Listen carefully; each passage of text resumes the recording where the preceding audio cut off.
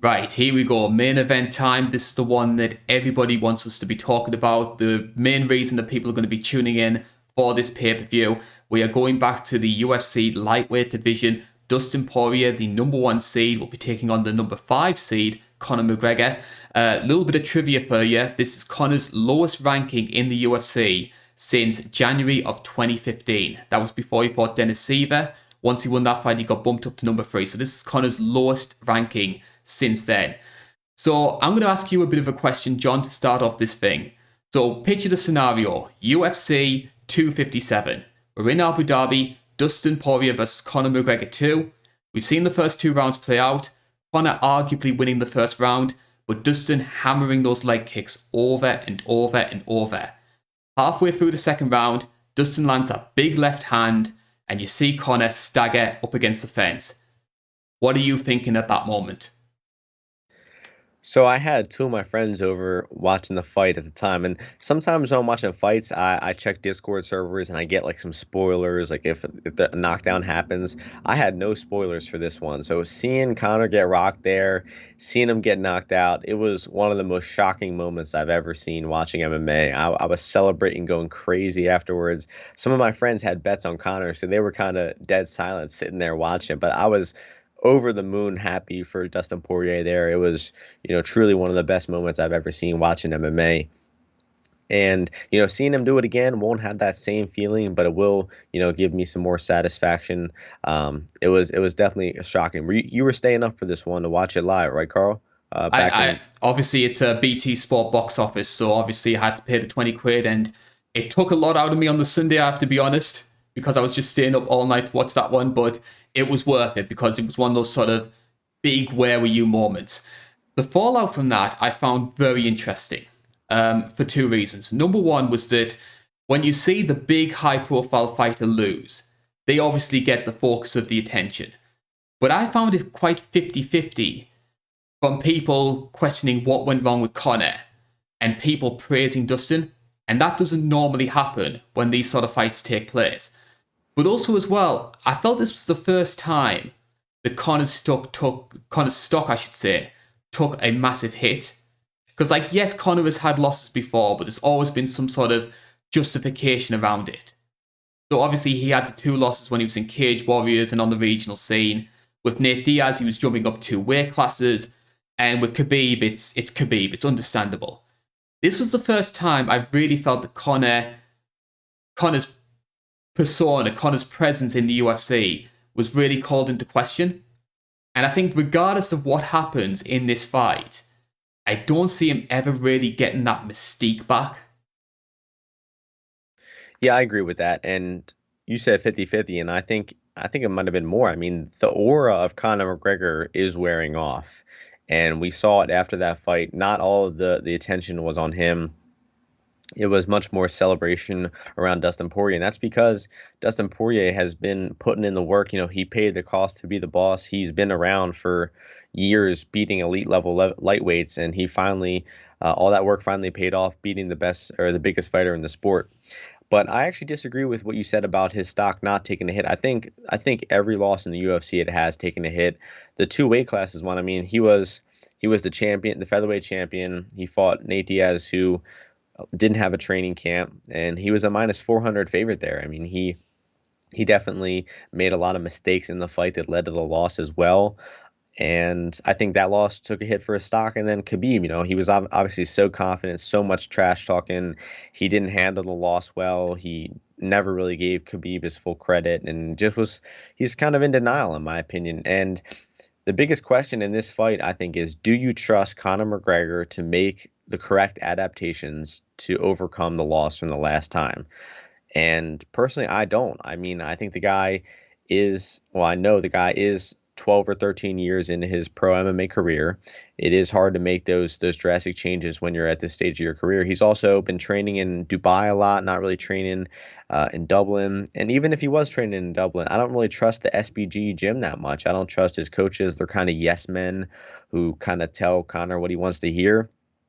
And, I think he's going to have to deal with a lot of things. He's going to have to, first is address the leg kicks. And, the biggest difference between the two of them I see is the activity. Is that Dustin Poirier is so much more comfortable. He's used to the octagon. He's been in the wars, and there is no way that Conor McGregor can catch up to him in that way. I mean, Dustin Poirier has put in hours and hours in the cage since Conor McGregor has only had a few fights, and no matter all the training that Conor is going to do, he's never going to be able to get that comfortable as Dustin is in the cage. So I think, well, I'll pose a question to you. How do you think that Conor McGregor is going to deal with the leg kicks in this fight?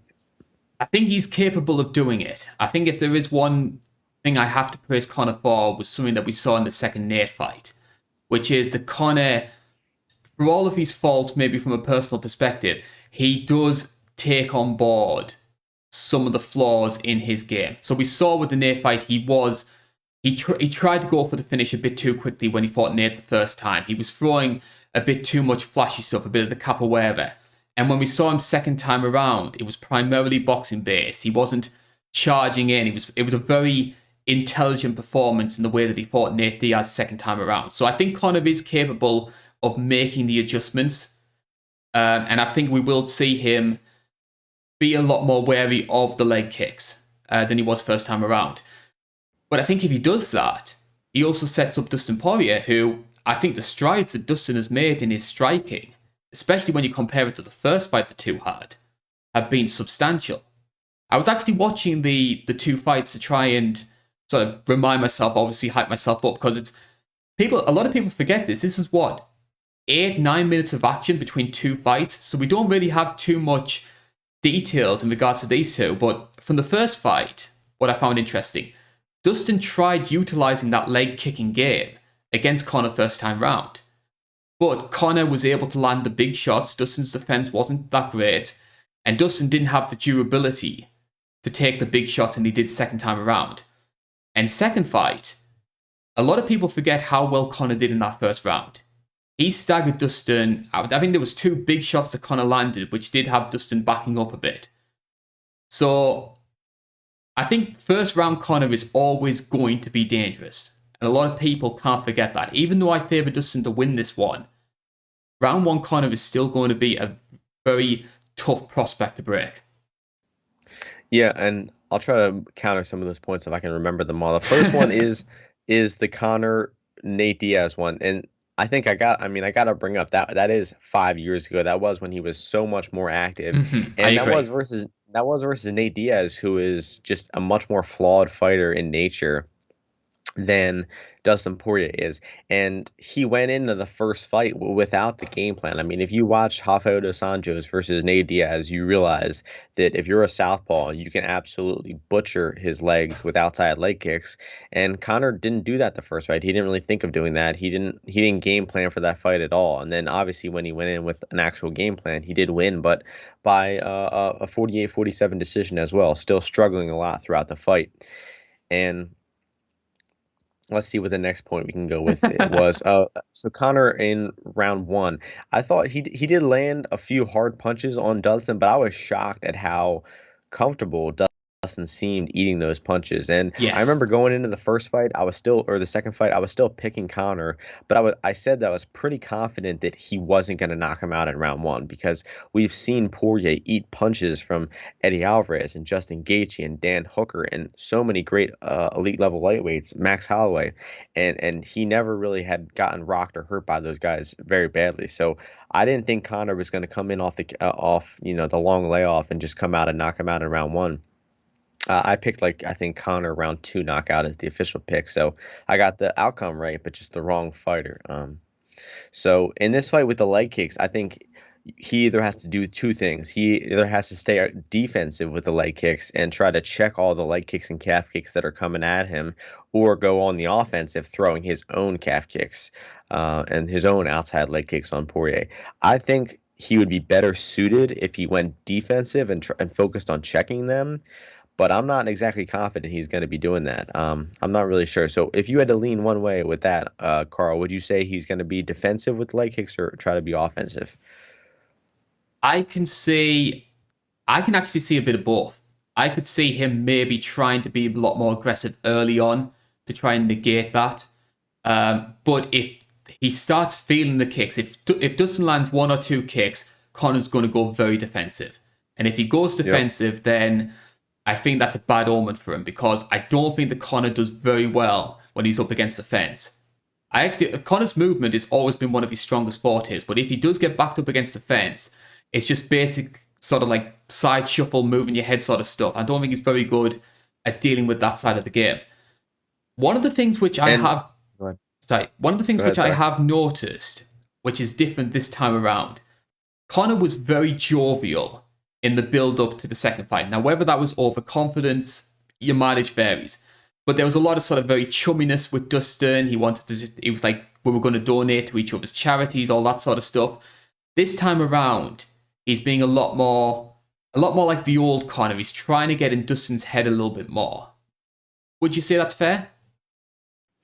I would, but I think it's, pretty ineffective. I mean, the dude just knocked you out in front of 50 million people, and you really can't get in his head at this point. With the whole grappling is for wusses and all that sort of stuff thing. Yeah, I mean, Conor is extremely pathetic saying all that stuff, honestly. And I think he's always had this kind of fake humbleness about him that he, can take a loss really well, but deep down inside, he's still very resentful anytime he loses. And I had one other counterpoint I wanted to bring up, but I'm kind of blanking on it right now.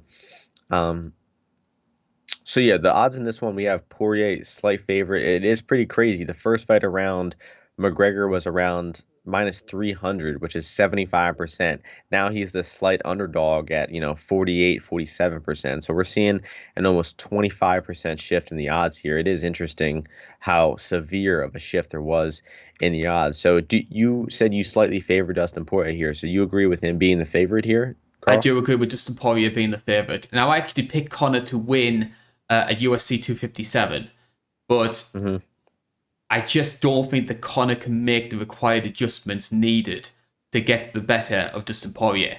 As much as I respect Charles Oliveira, Dustin Poirier for me is the number one lightweight in the world right now. For sure, yeah. I like Oliveira. It was nice to see him win the belt, but he's not the best lightweight in the world right now. And let me think of. So my prediction for this one. Again, I don't think the Conor, he's going to have too many things to address, and that the one is the calf kick, and then the other was the check right hook of Dustin Poirier. That was actually what really led to the demise of Conor.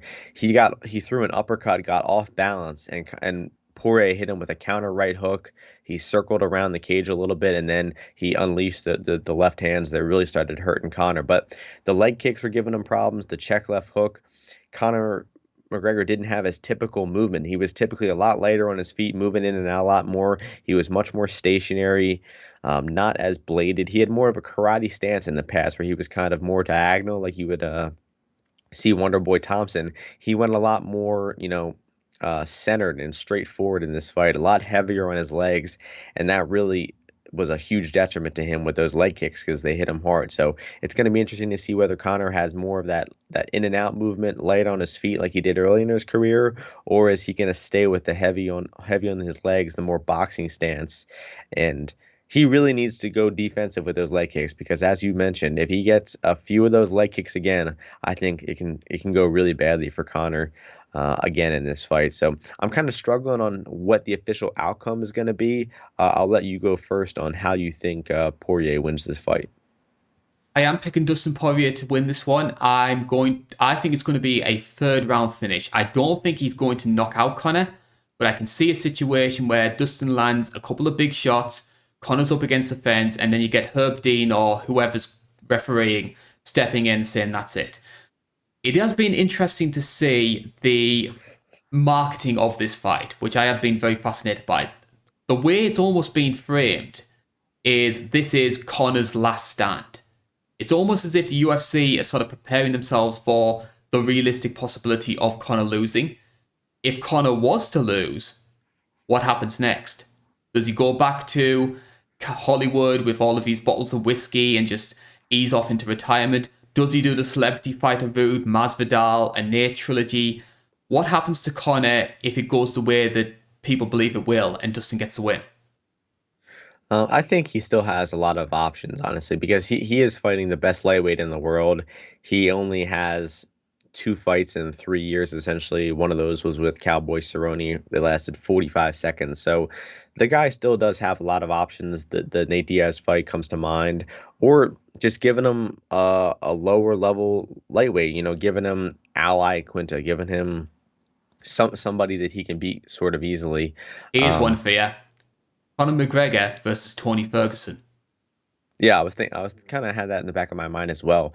Yeah, I mean, Ferguson would be happy to do it. That'd be a pretty easy win for Conor McGregor, because Ferguson is shot to bits. But I think that I think that he does still have options, even if he loses this fight. And I'm kind of leaning towards either a third or fourth round knockout or a decision victory for Dustin. I think the fight will last a little bit longer than the second fight did, and I agree with what you said about the stoppage. I don't see Connor getting knocked out stiff like he did last time. I think I can see it being more of like a TKO, um, accumulated damage type of thing where Connor, kind of, I don't know, takes a knee, falls against the cage, and Herb waves it off, or whoever the referee is. So I'm riding with Dustin Poirier in this one. He shocked me the last fight, but he proved enough in that fight. He showed enough strengths, enough smart IQ, the way he went for that takedown early to throw Connor off. He pushed him against the cage. He kind of wore Connor out a little bit and then methodically took him apart with the leg kicks, the right hook, and then the barrage at the end. Dustin Poirier looked extremely sharp in that fight, and I think he's going to do what he did again. I don't trust Connor to make the necessary adaptations, so I'm going with Dustin. I'm gonna go with the decision just to be a little different than you. Let's go with Dustin, 49-46 decision.